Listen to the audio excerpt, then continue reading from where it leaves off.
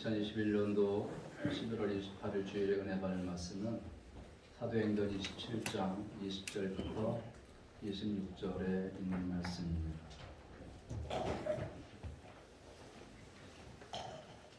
사도행전 27장 20절부터 26절입니다.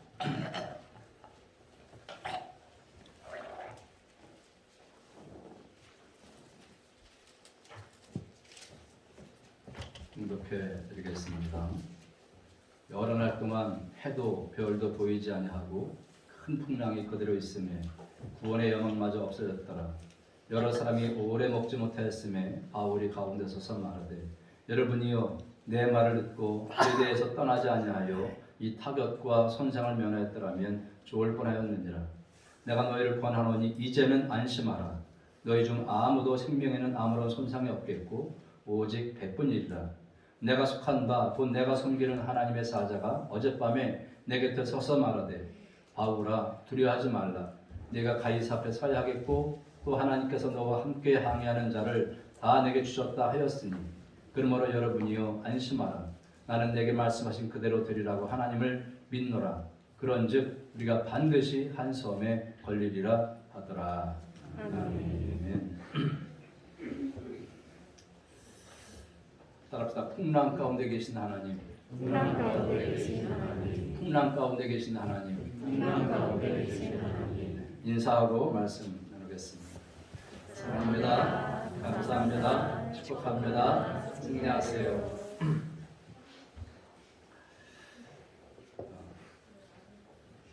사르트르라는 철학자가 인생은 B, birth, 탄생과 D, death, 죽음 사이의 C, choice, 선택이다.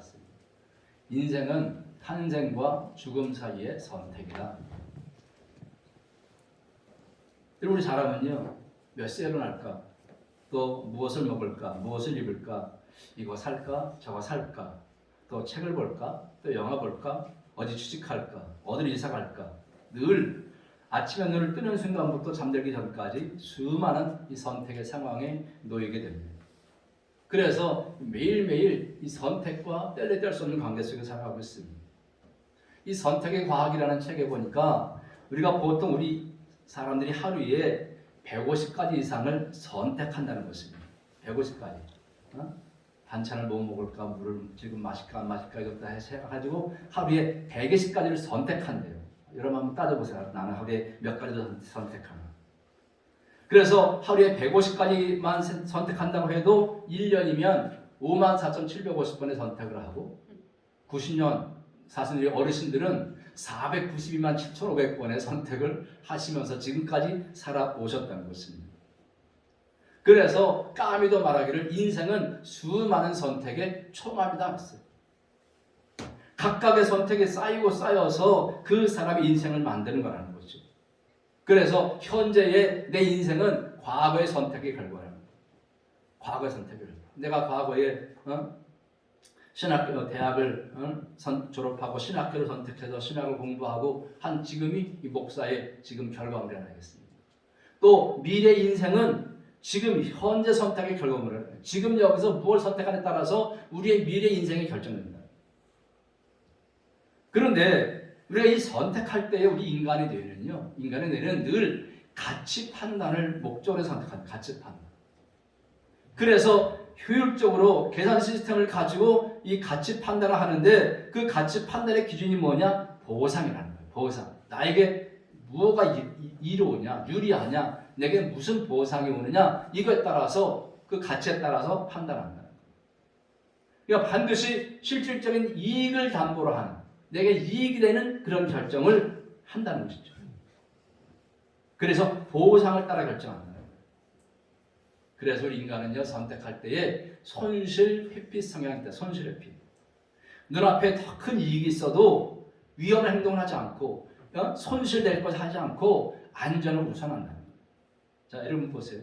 여기에 1,000만 원이 있어요. 1,000만 원이 있고 여기에는 3,000만 원이 당첨될 수 있는 50% 확률의 복권이 있어.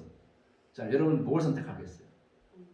여기는 현금 1,000만 원이고 여기는 3,000만 원에 당첨될 수 있는 50% 확률의 복권이 있어. 뭘 해? 어? 다 1,000만 원 하죠. 여기 3,000만 원 50% 확률이라 그래도 이걸 선택하기가 쉽지 않다는 거야. 사람 누구나가 다 그래요. 그리고 왜 그러냐? 손실회피 상액들, 손실회피. 인간은 가급적이면 현상 유지 선택한다는 거예요. 현상 유지. 그래서 아예 지금 1,000만 원이 지금 좋지. 이거 들자 될지도 모르는 3,000만 원 이거 선택 안 한다는 것이죠. 그래서 우리 사람들은요 늘 보면 이 70% 가량의 익숙함 그리고 30% 정도의 새로움이 가미된 것에 가장 흥미를 끈다는 거예요. 만약에 내가 사업을 하다가 인테리어를 받고 그럼 인테리어를 100% 싹 바꾸는 것보다는 70%는 좀 남겨두고 그죠? 과거 기억까지 남겨두고 30%만 바꾸라는 거예요. 그래야 사람들이 편안함을 느끼고 흥미를 느끼고 그렇게 온다는 거예요. 그래서 사람들은 이익의 보상, 편리의 보상, 기쁨의 보상이 있을 때 그걸 선택한다는 것이죠. 근데 우리가 이 보상을 중심으로 해서 선택하지만 그런데 어떤 선택은 큰 손해를 볼 수가 있어요. 그죠? 잘못된 결혼을 인해 가지고 평생 고생하는 사람도 있고 또 생명 잃는 사람도 있잖아요. 생명 잃는 잘못된 결혼 때문에. 또 운동, 몸에 좋으라고 운동을 하는데 운동을 잘못해가지고 건강 잃는 사람도 있고 그래서 잘못된 선택으로 인해서 재산상의 손해를 보는 사람도 있고 이런 사람들이 많이 있다는 거예요. 잘못된 선택. 자, 오늘 성경에 보면 이 잘못된 선택으로 인해 가지고 태풍 속으로 빨려 들어간 사람들이 있습니다. 27장 1절 말씀 보니까 우리가 배를 타고 이달리아에 가기로 작정되매 바울과 다른 주에서 몇 사람을 아고스도대의 백부장 율리오라는 사람에게 맡기니 이랬습니다. 무슨 얘기냐? 지금 바울이 죄인이 돼서 바울은 로마 시민권이 있기 때문에 유대인들이 마음대로 죽일 수가 없어요. 로마 시민권은 황제가 이제 죽여도 황제가 죽여라 그래야 죽일 수 있는 거예요. 황제 로마 시민권은 황제만이 죽일 수 있는 그런 권한이 있어요. 그래서 사도 바울이 로마 시민권이 있으니까 결국은 죽일 수가 없어서 로마로 압송되고 있는 거예요. 가다가 뭘 만나느냐? 14절 얼마 안 돼요. 섬 가운데로부터 유라굴라라는 광풍이 크게 일어나니 이랬습니다. 유라굴라는 큰 태풍을 만난 거예요. 그래서 15절에 보니까 배가 밀려 바람을 맞춰 갈 수 없어 가는 대로 두고 쫓겨가다가 그랬습니다. 이 배가 파도를 넘어서 바람을 맞서서 이렇게 가야 되는데 그러지 못하고 그냥 파도에 밀려서 지금 가고 있는 상태라는 거예요. 우리 인생으로 비유하면 밀리는 인생. 인생의 주도권을 상실한 인생들. 방향 감각을 놓친 그런 인생들. 자포자기한 인생들. 두려움과 낙심에 처한 인생들. 이렇게 그저 바람에 밀려가는 쫓겨가는 그런 인생들을 의미하고 있는 것입니다. 그래서 이런 상황을 17절에 뭐라고 표현하냐면 연장을 내리고 그냥 쫓겨가더니 이랬습니다. 15절에 나온 말이 반복돼 나오는데 그냥 쫓겨가라. 가고 싶은 대로 내가 가고 싶은 대로 간 게 아니라 그냥 밀려간 그냥 쫓겨간. 여러분 얼마나 사람들이 쫓겨갑니까? 빚에 의해서 혹은 나쁜 습관에 의해서 혹은 나쁜 중독, 알코올 중독이나 도박 중독이나 그런 중독에 의해서 또 세상의 세속적인 가치관에 의해서 그냥 자기 주도권을 잃어버리고 그냥 밀려가고 쫓겨가는 사람들이 얼마나 많이 있습니까? 여러분 지금 이 하나님의 사람 바울도 바울 역시도 그 큰 풍랑 가운데 어쩔 수가 없는 거예요. 그래서 결국 어떻게 되냐? 20절 시작. 여러 날 동안 해도 별도 보이지 아니하고 큰 풍랑이 그들에 있으며 구원의 야망마저 없어졌더라 했습니다. 여러분 살다 보면 우리가 이런 풍랑과 태풍 속으로 들어갈 때가 있습니다. 건강의 태풍, 그죠? 경제 태풍, 가정의 태풍, 뭐 결혼 생활의 태풍, 직장 생활의 태풍, 뭐 사업의 태풍, 또 신앙의 태풍 이런 것들이 나의 바람과 상관없이 갑자기 우리에게 닥쳐온다는 거예요. 지금 바울도요 자신의 뜻과는 전혀 상관없이 아무런 상관없이 지금 순간적으로 태풍이 그에게 밀려옵니다. 지금 온 인류는 코로나19라는 큰 태풍을 만났지 않습니까? 지금 우리가 선택해서 당하는 거 아니잖아요.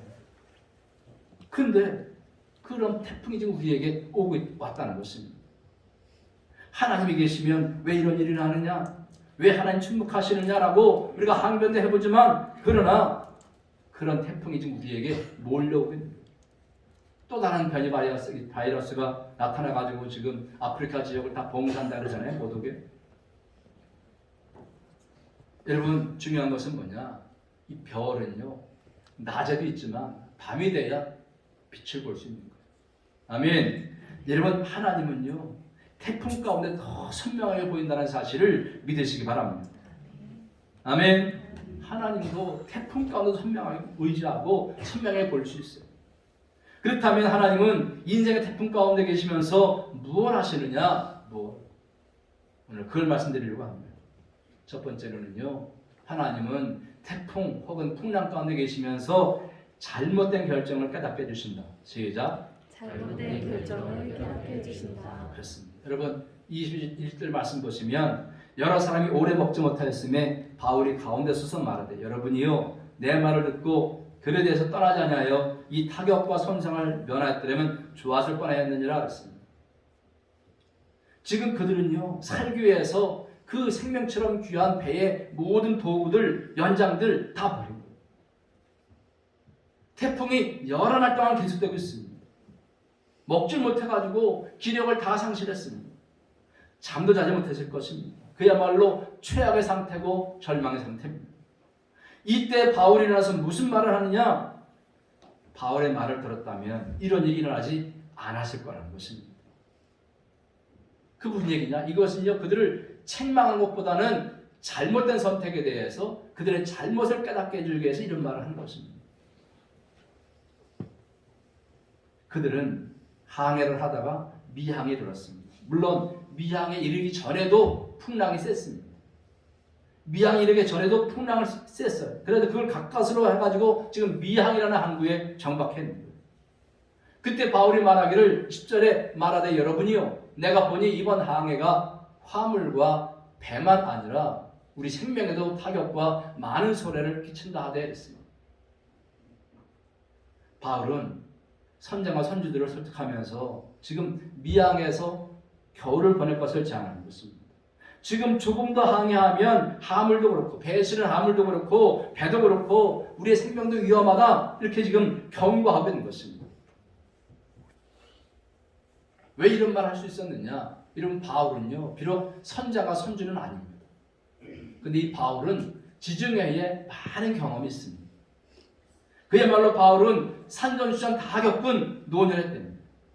이미 지중해에 11번 이상의 항해를 했습니다. 바울의 기록을 보면 5,600km를 배를 타고 이 지중해를 항해했답니다. 그러니까 지중해 얼마나 뻔전하겠습니까? 거기다가 또 3번이나 난파 위험을 경험했다고 성경이 말하고 있습니다.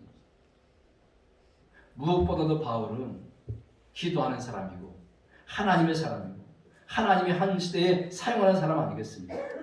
하나님의 뜻에 민감한 사람이고 하나님께 주신 가치관에 의해서 선택된 원리를 가지고 사는 그런 사람입니다. 그런 사람이 말을 했다면 들어야 되는데 근데 안타깝게도 그 바울의 제안이 무시됩니다. 무시돼요. 이유는 세 가지입니다. 이유는 세 가지. 첫째 뭐냐? 백부장이 선장과 선주의 말을 바울의 말보다 더 믿었습니다. 우선 지금 이 바울을 인솔하는 통솔자는 백부장입니다. 그러니까 백부장의 말이 중요한데 백부장이 선장과 선주의 말을 바울 말보다 더 믿었다. 11절 보시면 백부장이 선장과 선주의 말을 바울 말보다 더 믿었다고 했습니다. 무슨 얘기냐 하면 죄수 주제에 무슨 말 하느냐. 선장과 선주는 전문가다. 그 전문가의 얘기를 들어야지. 그런 거예요. 그런데 여러분 그들은 이제 유력하는 태풍을 통해서 결국 그 선택이 잘못된 거라는 것을 나중에 깨닫게 되죠. 여러분 선장과 선주는 전문가. 여러분 보세요. 전문적인 지식. 이 전문적인 지식이 우리 판단에 중요한 자료인 것은 확실합니다. 그죠? 전문적인 지식이 판단에 중요하잖아요. 그런데 아무리 전문적이라고 해도 그것이 옳아야 하고 하나님을 대적해서는 안 된다. 전문적인 지식은요, 하나님의 말씀에 의해서 세례를 받아야 됩니다. 그래야 그 전문적인 지식이 더욱더 값지게 사용될 수 있는 거예요. 그러니까 내 경험과 전문적인 지식을 하나님의 뜻보다 더 신뢰하다가 지금 풍랑을 만나는 그 길로 가서는 안 된다는 것입니다. 여러분, 우리 믿음의 사람들은요, 전문적인 지식보다 하나님의 말씀을 더 신뢰해야 되는 것을 믿으시기 바랍니다. 이성으로 판단한 내 뜻보다 신앙으로 깨달은 하나님의 뜻을 더 우선해서 살아야 우리가 승리할 수 있는 것을 믿으시기 바랍니다. 자, 두 번째 이유는 뭐냐면 다수결주의입니다. 다수결주의. 12절에 보면 그 항구가 겨울을 지내기 불편함으로 거기서 떠나 아무쪼록 베닉스에 가서 겨울을 지내다 하는 자가 더 어떻게? 많은. 여러분, 민주주의는 다수결주의요. 다수결주의입니다. 근데 이런 정보가 바른 다수결은 민주주의가 될 수 있지만 지식이 없는 다수결은 우민정치가 되는 것입니다. 우민정치. 여러분, 다수결주의보다 우선해야 할 것이 바로 신본주의입니다. 얼마 전에 뉴스 보니까 차별금지법이 국회에서 이번 12월을 넘기면 폐해야 되는 거거든요. 차별금지법이 상정한 지 2년이 지나가지고 이번 12월 말에 없어져야 되는 거예요. 그 법안 자체가 없어져야 돼요. 삭제돼야 되는 거예요. 근데 그걸 어떻게 했느냐? 민주당에서 더 연장했어요. 3년 더 연장했어요. 3년 더 연장했어요. 3년 후에 하자. 자기들 끝나는 지점에 180명이 해결하려고 3년을 더 미룬 거예요. 이러면 그냥 없애버리면 되잖아요. 그죠? 하나님의 신본주의에 어긋나니까 그냥 없애버리면 되는데 그걸 굳이 붙잡고 3년을 더 연장. 여러분, 우리가요, 하나님의 뜻이라면 모두가 반대해도 혼자라도 가야 돼요. 아멘. 이스라엘 백성 모두가 반대해도요, 하나님의 뜻이라면 모아서 혼자 굽히지 않고 그 길을 갔잖아요. 우리 신앙인들이 중요한 게 뭐냐? 하나님의 뜻을 따른 다수결은요, 잠시 평안했을지 모르지만 거센 태풍을 만난다. 우리 기독교는요, 지금도 기도하면서 3년 동안 또 더 기도해야 돼요. 뭘 위해서? 차별금지법, 그거 지금 이제 잠자고 있는 거예요. 이제 3년에 다시 깨어날 겁니다. 그때 없어지도록 기도하시기를 주의 이름으로 부탁합니다. 다수결주의가 세상을 망칠 수 있는 거예요. 자, 세 번째는 뭐냐 하면, 세 번째는 미항은 겨울을 지내기 불편하다는 거예요. 불편하다. 지금 미항은 항이 작아서 편의시설이나 유흥시설이 부족하다는 것입니다. 미항은 사방에 트여 있어서 겨울을 지내기가 적합하지 않다는 거예요.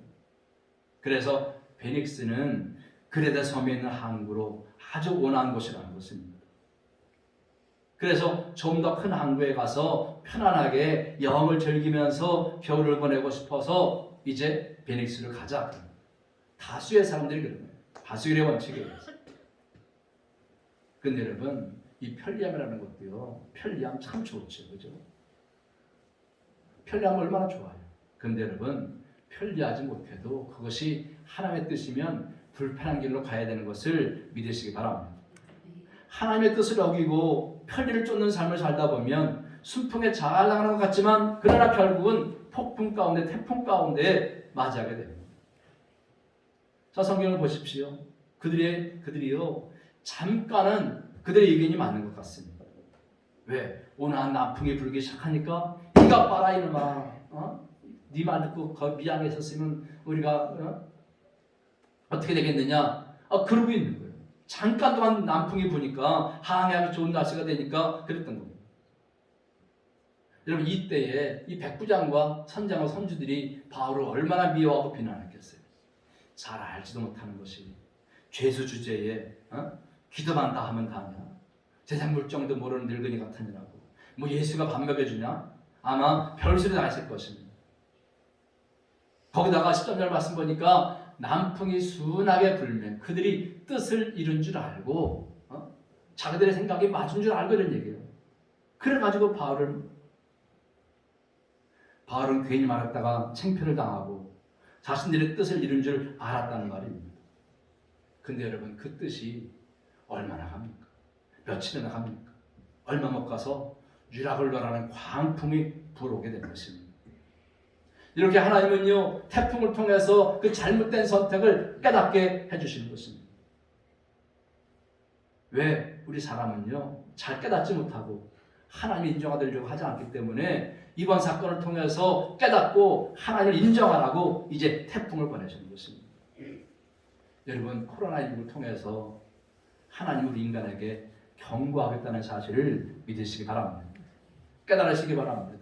아멘. 권력의 힘, 돈의 힘, 지식의 힘, 언론의 힘, 과학의 힘, 이게 선택 기준이 되는 것입니다.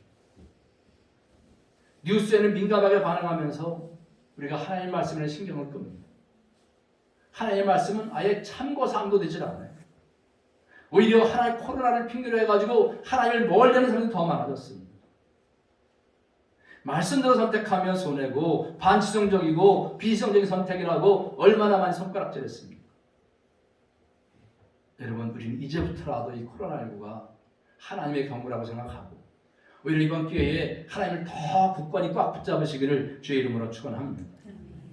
하나님은 오늘도 폭풍이라는 그런 메가폰을 들고 폭풍을 통해서 하나님이 원하시는 선택을 하는 것이 최상의 보상이라고 그렇게 외치고 있는 것을 믿으시기 바랍니다.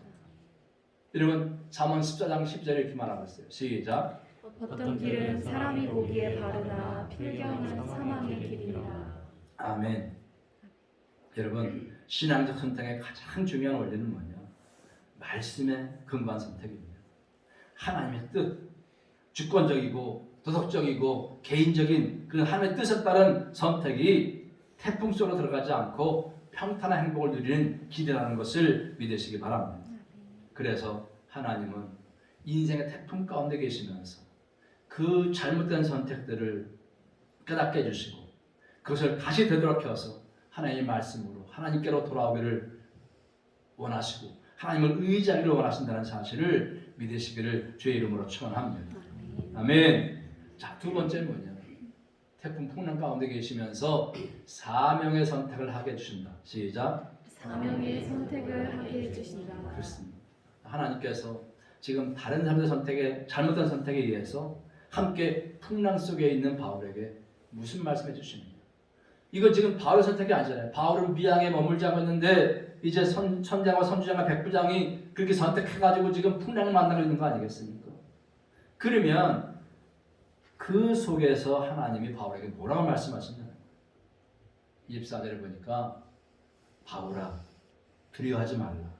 네가 가이사 앞에 서야 하겠고 또 하나님께서 너와 함께 항해하는 자를 다 네게 주셨다.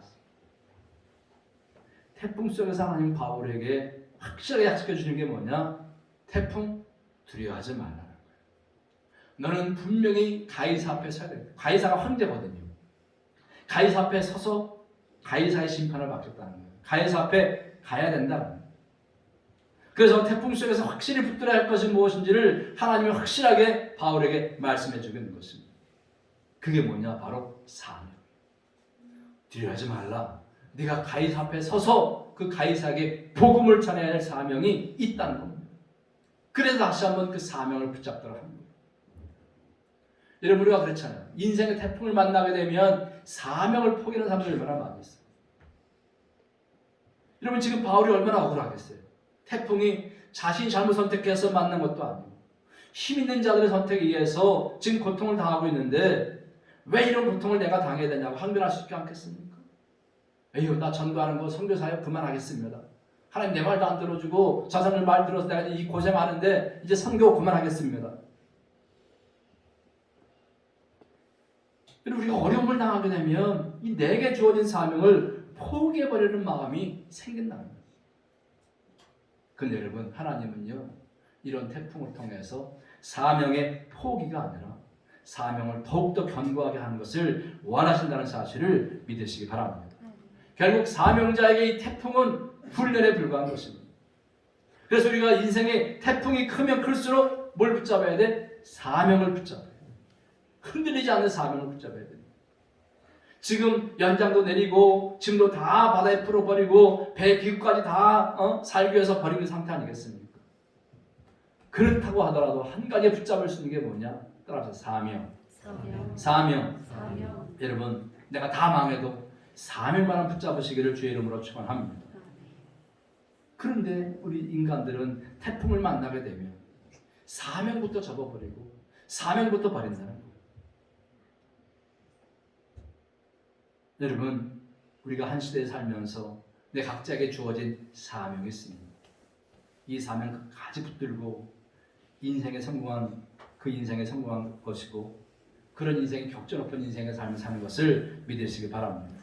그래서 로저 도슨이라는 사람은 내 인생을 바꾸는 결정의 기술을 라는 책에서 우리가 선택할 때 어떤 선택을 해야 되느냐 이걸 말씀해 주고 있습니다. 선택을 위한 정보 수집할 때에 제일 중요한 게 뭐냐? 이 편향된 정보를 배격하는 거예요. 편향된 정보. 그 편향된 정보가 뭐냐 하면 첫째로는 익숙한 것을 쫓는 이용성 편향. 우리 사람들은 자꾸만 익숙한 것, 내 몸에 편한 것, 익숙한 걸 따른다는 거예요. 그리고 두 번째는 뭐냐? 자신의 편견을 따르는 경험 편향이다. 편견. 지금 내 생각은 편견인데 잘못된 생각인데 자꾸 그걸 따른다는 거예요. 그리고 내 신념과 다른 것을 거부하는 갈등 편향이다. 내 신념과 다른 것을 선택하지 않는 거예요. 그게 맞는 일임에도 불구하고. 그리고 네 번째 뭐냐? 기억에 의존하는 회상 편향. 과거를 기억하고 옛날을 기억하고 그래서 내 기억에는 그러면서 내 기억에 의존하는 회상 편향을 하는 거예요. 그리고 다섯 번째로는 좋아하는 것에만 치우친다는 거예요. 선택 편향. 좋아하는 것에만 치우쳐서 자꾸 그걸 선택한다는 것이죠.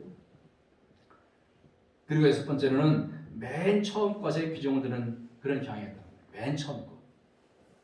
그리고 최신 정보의 얽매이는 최신 사람들. 그리고 자신이 선택한 것에 구속당하는 선호 편향들이 있다는 것입니다. 이런 편향된 정보를 잘 걸러내야 우리가 실수할 확률을 줄일 수 있다는 것입니다. 또 다니엘 카스트로라는 사람은 위대한 선택이라는 책에서 우리가 결정할 때에 이렇게 선택을 위해서 7가지 원칙을 제시합니다.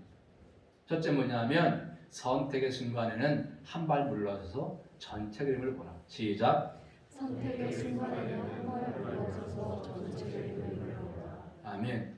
나무만 보지 말고 숲을 보라. 두 번째, 항상 여러 각도에서 상황을 살피고 분석하라. 시작. 항상 여러 각도에서 상황을 살피고 분석하라. 그렇습니다. 여러 각도를 보라는 거예요. 세 번째는 판단력을 흐리게 하는 반복 효과에 섞지 말라.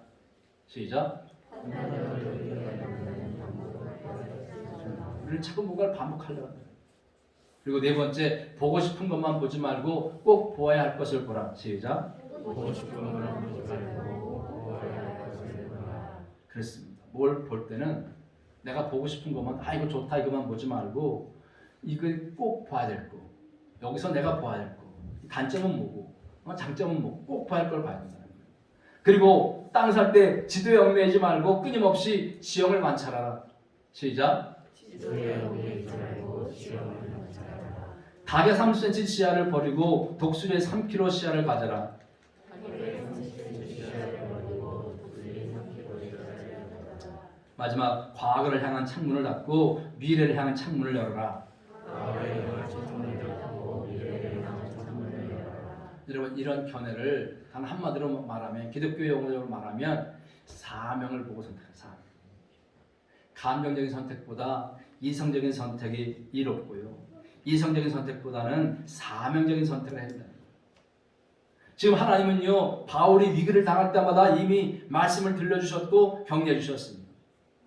사도행전 18장 9절로 보면, 밤에 주께서 환상 가운데 바울에게 말씀하실 때 두려워하지 말며 침묵하지 말고 말하라. 내가 너와 함께 있음에 어떤 사람도 너를 대적하여 해롭게 할 자가 없을 것이니 이는 이 성중에 내 백성이 많음이라 하시더라 그랬습니다. 지금 바울이 고린도에서 그리스도를 선택하고 말씀 전할 때에 대적들이 비방합니다. 바울은 그리스도를 선택해가지고 그리스도의 부활을 증언하다가 대제사장에게 신문을 당하고, 그래서 유대인들이 바울을 죽이려고 하는 거예요. 죽이려고. 그야말로 일촉즉발 태풍 앞에 태풍을 맞는 것입니다. 그런데 그때 어떤 일이 벌어지느냐, 로마의 천부장이 바울을 감옥에 가둔 거예요. 근데 바울이 감옥에 가둔 것은요, 바울이 죄를 물으려고 죽이려고 가둔 게 아니고 바울을 보호하려고 가둔 거예요. 아멘. 유대인들로부터 바울을 떼어놓기 위해서 바울을 감옥에 집어넣어요. 내일이 어떻게 될지 모르는 순간에 하나님의 로마 천부장을 통해서 바울을 감옥에 살짝 넣어요. 그때 하나님이 말씀하십니다. 사도행전 24장 11절 시작. 그날 밤에 주께서 바울 곁에 서서 이르되 담대하라. 내가 예루살렘에서 나이를 증언한 것 같이 로마에서도 증언하여 하리라 하시니라. 아멘. 로마에서 증언하여 하리라. 이게 바울에게 주어진 사명이에요. 믿습니까? 믿습니까? 오늘 말씀은 바로 그때 주신 말씀을 다시 한번 확인시켜 줍니다.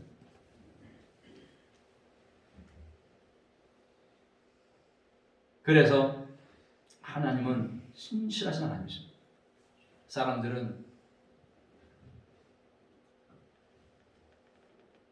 사람들은 약속을 밥 먹듯이 바꾸지만 하나님은 한 번 약속하신 것을 반드시 지키십니다. 죽지 않고 로마에 가서 복음 전할 것을 약속해 주시는 것은 그 사명이 이룰 때까지 너는 죽지 않는다. 로마의 가이사 앞에 설 때까지 너는 죽지 않는다. 그 말씀을 강조해 주는 것입니다. 너 지금 안 죽게 만드는 것은 사명을 이루게 안 죽게 한다. 이런 뜻입니다. 여러분 이 사명 붙잡으시기를 주의 이름으로 축원합니다. 아멘. 내가 지금 살아있는 것은 왜 살아있는 거예요? 사명을 버리라고?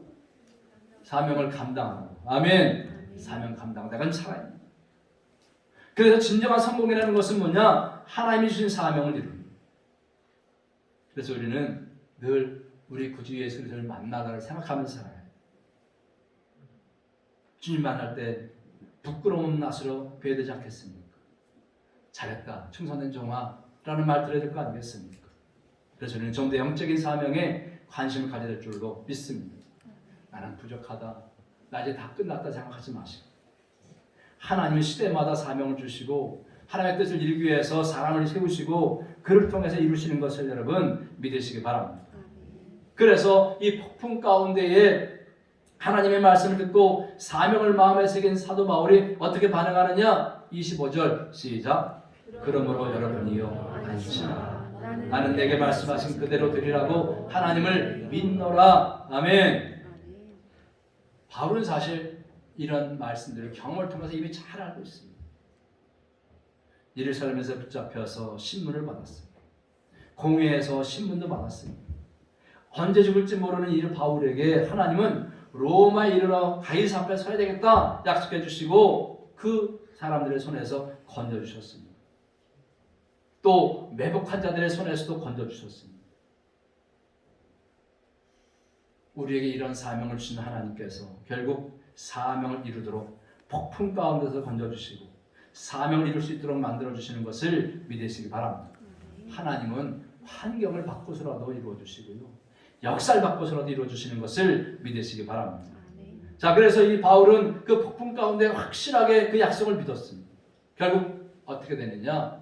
28장 14절 15절을 보니까 거기서 형제들을 만나 그들의 청음을 받아 이래를 함께 머무니라. 그래서 우리는 이와 같이 로마로 가니라. 그 형제들이 우리 소식을 듣고 아비오 광장 트레이스 타베르네까지 맞으러 오니 바울이 그들을 보고 하나님께 감사하고 담대한 마음을 얻으니라. 아멘. 결국 로마에 도착합니다. 누가 하셨다고요? 누가 하셨다고? 하나님 하셨다. 여러분 이런저런 과정을 통해서 풍랑도 만나고 바람도 만났지만 궁극적으로 로마에 도착하게 하신 것입니다. 선받고 식수도 다 제공받고 보호도 받고 인정도 받으면서 하나님께서 주신 사명을 이루시려고 로마에 도착하십니다. 여러분 우리 인생은요, 내가 가고자 하는 길로 가는 것 같지만 하나님이 주어진 길을 가는 것을 믿으시기 바랍니다. 그래서 우리가 하나님의 인도를 받느냐 사탄의 종로를 타느냐, 이게 중요한 거예요. 그래서 우리 믿는 사람들의 삶은 결국 하나님의 인도하심에 따라가는 것이고 그것도 내가 가는 것 같지만 결국은 하나님이 인도하셔서 그 주어진 길을 간다는 사실을 우리가 깨달아야 될 줄로 믿습니다. 그래서 사도 바울의 고백이 고린도서 15장에 나옵니다. 그러나 내가 나 된 것은 하나님의 은혜로 된 것이니 내게 주신 그의 은혜가 헛되지 아니하여 내가 모든 사도보다 더 많이 수고하였으나 내가 한 것이 아니요 오직 나와 함께 하신 하나님의 은혜로다. 아멘. 여러분, 이 말씀을 바로 여러분에게 주신 말씀으로 믿으시고 아직도 내가 살아있는 이유는 내게 사명이 있음을 깨닫고 그 사명에 따라 충성을 다함으로써 주님 앞에 설 때에 저도 칭찬받는 저 여러분 되시기를 주의 이름으로 축원합니다. 자, 세 번째, 태풍 속에서 계시면서 잘못된 선택을 한 자들을 바른 선택하게 하신다. 시작. 잘못된 선택을 한 자들을 바른 선택을 하게 하신다. 그렇습니다. 하나님은 그 태풍을 통해 잘못된 선택한 자들을 어떻게 하십니까? 22절에 보니까 내가 너희를 권하노니 이제는 안심하라. 너희 중 아무도 생명에는 아무런 손상이 없겠고 오직 백분이리라. 다른 사람의 잘못된 선택 때문에 태풍을 만나면 이렇게 말할 수 있겠습니까? 이제는 안심하라. 이렇게 말할 수 있겠냐? 아내의 잘못 때문에 큰 손해를 입었어. 근데 아내에게 안심하라 그럴 수 있어요? 남편의 잘못된 선택 때문에 태풍을 만나게 됐어. 그러면 안심하라 그렇게 말하겠어요? 서로 원망하고 막 난리 나겠죠. 다른 사람의 잘못된 선택 때문에 파산을 하면 그냥 그야말로 원수가 되어버립니다. 근데 지금 바울은 이 자신을 태풍의 한 중앙으로 몰아넣은 사람들을 향해서 그 잘못된 선택을 인해 가지고 폭풍 속에 들어와 있지만 그 일로 죽지 않으니까 뭐하라? 안심하라. 잘못된 선택을 인해 가지고 배가 손상되고 많은 것을 다 물건을 버려야 돼서 화물을 버려야 돼서 고비용을 치르지만 그러나 생명은 안심하라. 안 죽는다. 예를 들어서 여러분 우리가 암인가? 그래가지고 병원 갔는데 엑스레이 찍어보고 뭐 검사하고 그래가지고 안심하세요. 건강합니다. 아무 이상 없습니다. 그러면 기분 좋아 나빠요? 좋겠죠. 그죠? 이러면 부도 위기에 있는데 가정의 파탄 위기에 있는데 이제는 안심하라 이 말씀드리면 얼마나 위로가 되겠습니까? 여러분 내가 죽어서 하나님 앞에 섰는 심판대 앞에 섰는데 안심하라 너는 그리스도의 보혈로 천국에 갈 것이다 그러면 얼마나 안심하겠어요? 아멘. 여러분 이런 황홀한 은혜가 있기를 주의 이름으로 축원합니다. 여러분 이 바울이 안심하라 이 안심하라의 근거가 뭐냐라는 근거 하나님의 말씀입니다. 23절 시작. 내가 속한 바 곧 내가 섬기는 하나님의 사자가 어젯밤에 내 곁에 서서 말하되 우리는 하나님의 말씀대로 사는 바울 덕분에 살아난 것입니다. 여러분 우리도요 우리 자녀들에게 이렇게 말할 수 있어요. 우리 덕분에 가정이 살고 우리 덕분에 교회가 부흥되고 우리 덕분에 기업이 성장하고 우리 덕분에 나라가 잘 돼야 된다. 여러분 이렇게 말할 수 있기를 주의 이름으로 축복합니다. 이런 은혜 있기를 바랍니다. 나 때문에 교회가 잘 되고 나 때문에 우리 가정이 잘 되고 나 때문에 내 직장이나 기업이 잘 되고 여러분 이게 얼마나 큰 은혜입니까? 24절에 보니까 너와 함께 항해하는 자를 다 내게 주셨다 했습니다. 여기 주셨다는 카리조마이라는 말인데 아무 이유 없이 허락하다 호의를 베풀다는 뜻입니다.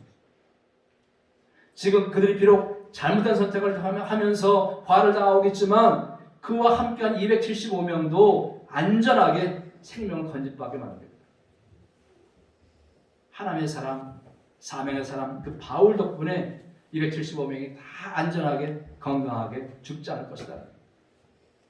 그래서 22절에 안심하라는 말은 지금 이루어진 일에 대해서 안심하라는 얘기예요.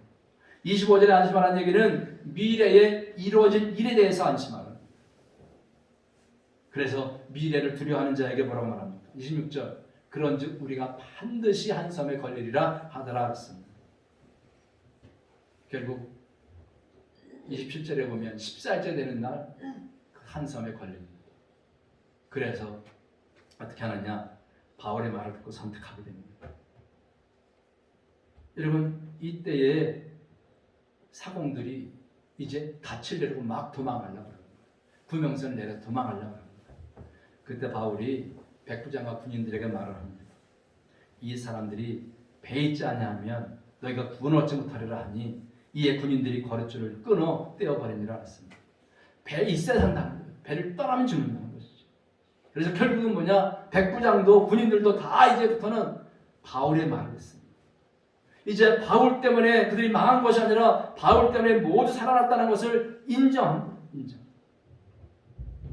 그래서 이제 바울이 모든 주도권을 가지고 그들의 삶을 회복시켜주는 것을 여러분 믿으시기 바랍니다. 여러분 성경에 기록되어 있지 않지만 아마 이들은 다 예수님을 구주로 영접했고 이제는 자신의 뜻이 아니라 하나님 뜻에 의해서 매사 선택하는 그런 새로운 인생을 살게 됐을 것입니다. 그리고 바울이 로마에 가서 복음을 전하는 데에 큰 밑받침이 되고 큰 힘이 됐을 것입니다.